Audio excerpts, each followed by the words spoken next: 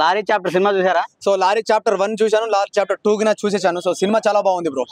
ఎలా ఉంది అసలు మొత్తం సినిమా? మనం చూసుకుంటే ఫస్ట్ నుంచి లాస్ట్ వరకు సినిమా ఎక్కడ బోర్ కొట్టదు, సినిమా ఎక్కడ ల్యాగ్ లేదు. సో చాలా మంది ల్యాగ్ ఉంది, టమాటా ఉంది, సో ఆలుగడ్డ పరోటాలు, ఇంకొకటి రోడ్డు సాంబారు పప్పుచారు అని రివ్యూలు ఇస్తుంటారు.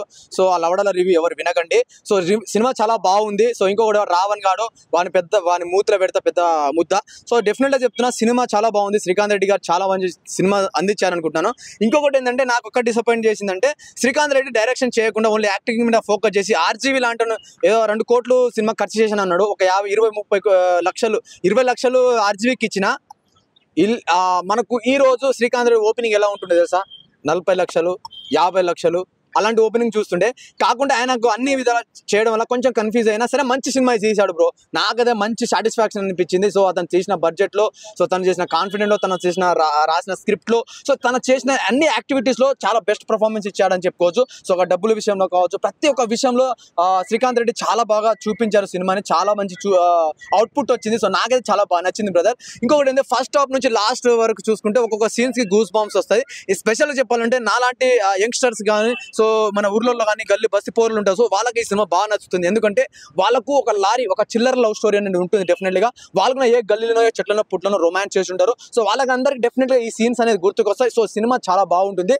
సో సినిమా న్యాచురల్ ఎలా తీసాడంటే, సో అక్కడ జరిగే కాన్సెప్ట్ మన లైఫ్ లో జరిగింది అనే ఇంటెన్షన్ అనేది క్రియేట్ చేశారు. గతంలో మన బేబీ సినిమా చూసాం కదా, బేబీ సినిమాలో మనం ఎలా చూసామో అలా ఆ ఇంటెన్షన్ అంటే ఆ పాత్రలో మనం నీలం అయిపోతాం. మనం ఆ స్టేజ్ లో అలా చేసాం కదా, మనం కనుక ఆ చెట్టు పక్కన అలా చేసాం కదా, అలాంటి రొమాన్స్ చేసాం కదా, అలాంటి చేసాం.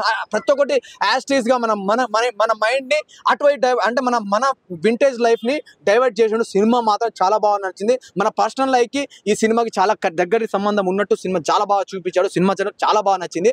స్పెషల్ చెప్పాలంటే ఇంటర్వెల్ సీన్స్ అయితే చాలా గూస్ బాంబ్స్ అని చెప్పుకోవచ్చు. ఇంకొకటి ఫైనల్ గా మనకు క్లైమాక్స్ అయితే నిజంగా మైండ్ పోయింది. ఇంకా క్లైమాక్స్ సీన్స్ అయితే వేరే లెవెల్ భయ. నిజంగా ఒక క్లైమాక్స్ సీన్ ఫీస్ట్ మాత్రం అరాచకం అని చెప్పుకోవచ్చు. సినిమా మాత్రం చాలా బాగా నచ్చింది.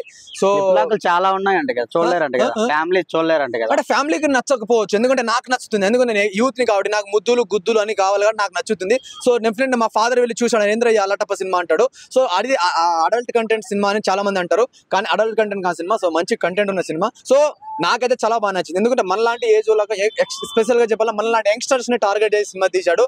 సో శ్రీకాంత్ భాయ్ చాలా మంచి సినిమా తీశాడు అనిపించింది.